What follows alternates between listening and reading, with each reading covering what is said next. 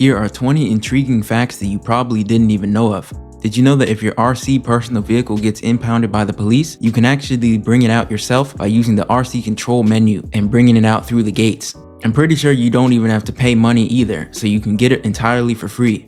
You can stop all your momentum in midair while flying the scramjet if you pretend to hover over a story mode character and back out of it. This helps if you're trying not to fall right into the pool, which always happens when you're flying with the scramjet. If you own a Ruiner 2000 and a passenger tries to enter your car, that person will end up getting shocked by the car. But it's actually kind of strange how this happens, considering this is the only vehicle that you'll get this animation with.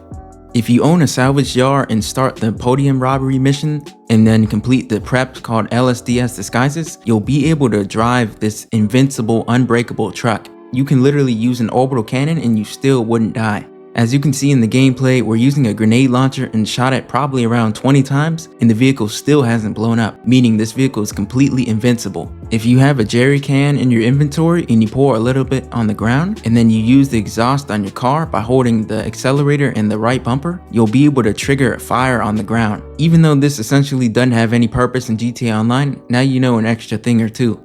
If you equip the suppressor on the regular pistol, you are unable to get the animation when you shoot yourself in the head with the easy way out. You're only able to get the animation where you are eating something, which is kind of strange. If you remove the suppressor, you'll be able to get the animation where you shoot yourself. I don't know why this exists, but it's kind of a strange feature if you ask me. You can kidnap people in the back of your burrito van if you back right into the person. It takes a very long time to be able to work, but it will work if you try it. Unfortunately, the doors broke on the vehicle, so we weren't able to trap him and the guy just fell out. But yeah, now you know something. If you get bored of GTA Online, you can just do this thing. If you use an RC car and drive it to whatever location that you want to go to, you'll be able to teleport. All you have to do is start a job and then back out of it. Then you'll spawn where you last were standing, wherever you selected the RC Bandito. This helps if you want to sneak up on players pretty quickly. Also, you're going to be off the radar, so it's going to help you out.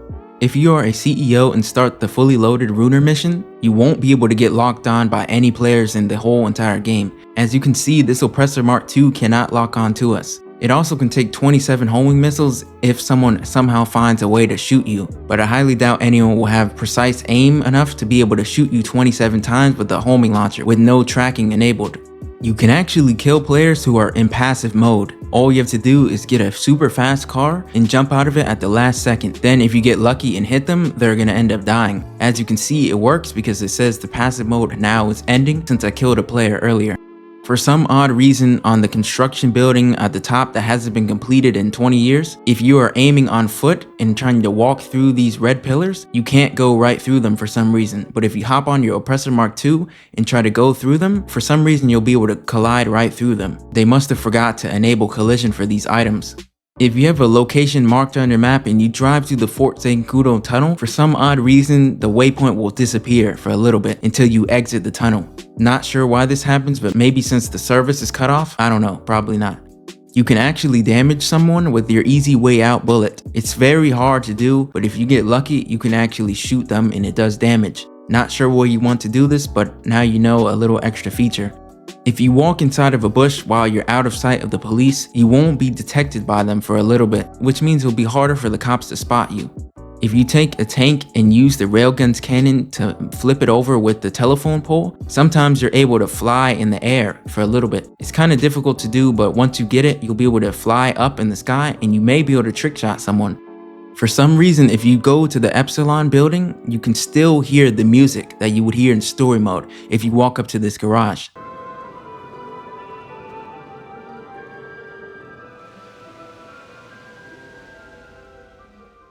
It's kind of strange considering that you can still hear this music. I thought this was only a feature available in story mode. If you go too far away off the map, your airplane or whatever vehicle that you're currently flying in will completely shut down in the air and break down. It will fall right into the water, and if you try to jump out of the helicopter while you're in underwater, you'll randomly die for some reason. Even though, as you can see, I wasn't even close to drowning, but for some reason I instantly died. After you repeatedly die from the same player a couple times, you're able to ghost them. This means that they're unable to shoot you and you're unable to shoot them. If you disband your organization, such as your CEO or your MC president menu, you're able to attack them, which allows you to kill them anytime you want to. For some reason, Pegasus vehicles are much stronger than your personal aircrafts. In the gameplay, this cargo bot can take up to 3 homing missiles.